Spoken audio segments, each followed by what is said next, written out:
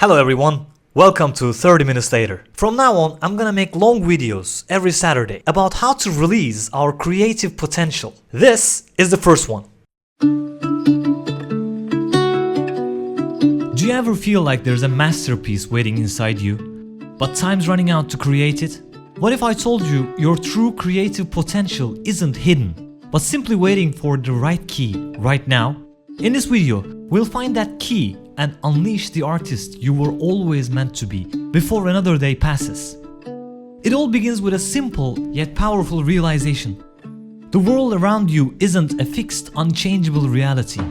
The structures, the ideas, the systems we encounter every single day, they were all made up by people who were no smarter than you. That iPhone in your pocket, the architecture of your city, even the way we tell stories, all of it is flexible, shaped by the minds that came before us and open to being altered, improved, or completely revolutionized by those of us here right now.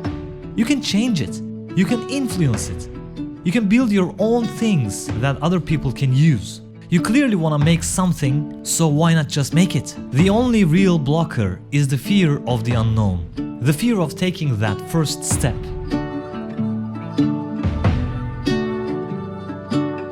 Let's debunk the most insidious myth right away. I'm just not a creative person.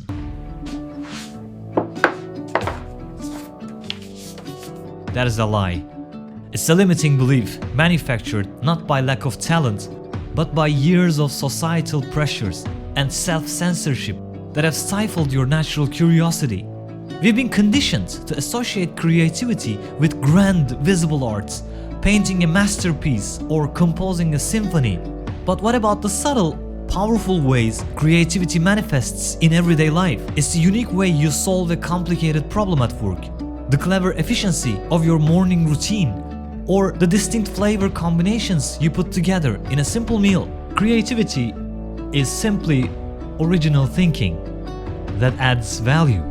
We're so terrified of making something bad that we end up making nothing at all. The subtle self-censorship, the fear of not being perfect, is the invisible block holding your genius hostage. We have to recognize these subtle everyday sparks and give them room to breathe. You don't need a massive block of free time to get creative. You need consistent practice. We're not aiming for an overnight revolution, but a slow, continuous fire. Start with the power of structured play. Think of it as a creative workout. Give yourself a daily, non-negotiable 5 minutes creative challenge. This could be write a 6-word story about disappointment. Draw an object on your desk without lifting your pen.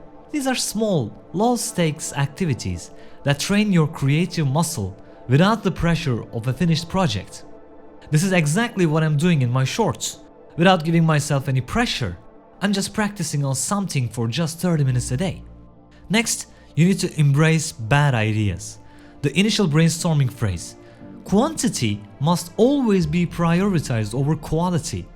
For your every 10 concepts, you'll have 9 that are mediocre or outright terrible. That's not failure, that's the process. The gold is always found beneath a lot of dirt. If you censor your first 50 ideas because they seem silly or unworkable, you'll never get to the 51st, which might be the one that changes everything. Done is better than perfect is the mantra of consistent progress. Finally, practice mindful observation. The world is a constant source of inspiration, but we've trained our eyes to skim. Train yourself to see the extraordinary in the ordinary. Look at the shadows, listen to the overlapping sounds, or pay attention to the emotional subtext of a simple conversation. Your unique perspective, how you interpret a scene, a sound, or an idea, all shaped by your past experiences, is your creative genius. In a world where AI can generate nearly anything with a few clicks, there's only one way to truly stand out: your unique perspective. No one can replicate the exact way you think and feel. This is what separates you from the rest. To harness that, you need to capture those fleeting thoughts before they vanish into the ether. Now I want to show you 2 of the world's greatest inventions for our self-development.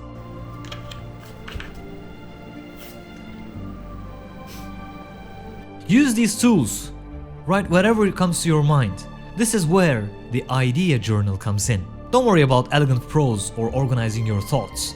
This is a messy, unfiltered repository for every stray thought, sketch, half line of a dialogue, or odd observation that crosses your mind. Carry it everywhere. Use it to capture those moments when inspiration strikes.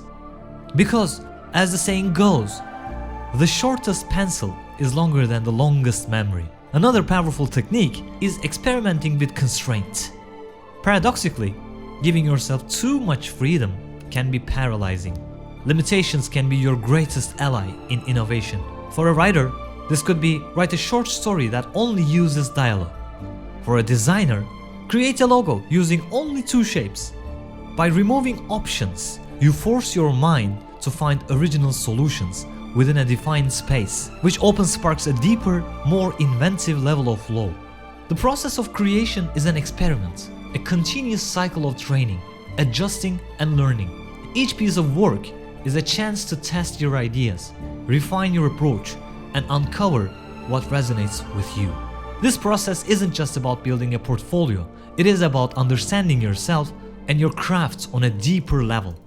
I believe it's gonna be really helpful if you subscribe and share this video with your friends.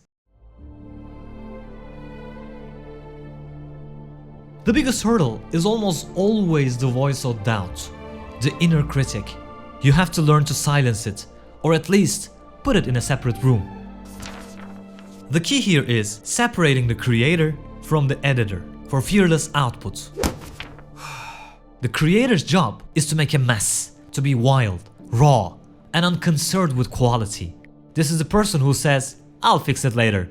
I just need to get it down now." The editor's job comes only after the creation phase is complete. The editor is sober, analytical, and focused on refinement. Never let the editor look over the creator's shoulder. That paralyzing dual role is what stops most projects dead in their tracks. Adopt the done is better than perfect philosophy. The goal of your work isn't to attain some mythical, unattainable perfection. It is to share a part of who you are and how you see the world. That honest, genuine contribution is what creates a lasting impact. Your most impactful work might even be your first, when your perspective is fresh and unburdened by self-imposed rules. Don't wait for the mythical right time or perfect skill level to start. Ultimately, this is how you find your unique voice.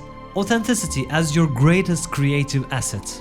The things that excite you, the curiosity that drives you, your values, emotions, and personal tastes all come together to mold your vision. This combination is what makes your creative contributions truly invaluable. What you bring to the table is something genuine and uniquely yours, and the world can't get that elsewhere.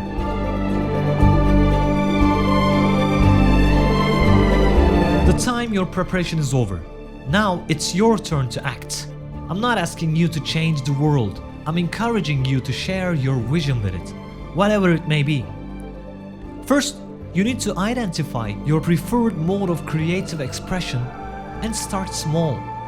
Don't force yourself into painting if you love programming, or writing if you feel a pull toward video editing. Find a medium that allows your authentic self to flow most freely, and then commit to a small, achievable project. Don't overthink it. Just go out there and make cool stuff. Second, you need to build a supportive community for feedback and encouragement. You don't have to figure all of this out by yourself. Connect with other creators, share your work, and learn from those who are further along the path.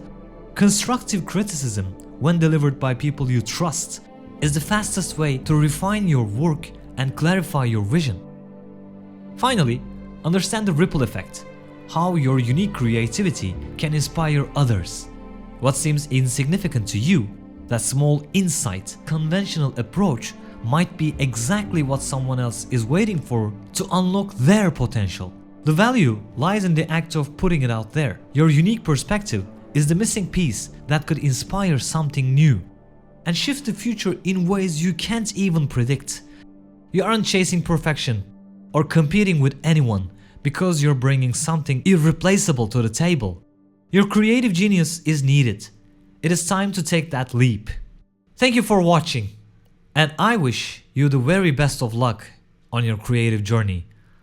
Who wants to try it? Let me know in the comments below. What small 5-minute challenge are you gonna try this week? Let's discuss this in the comments together.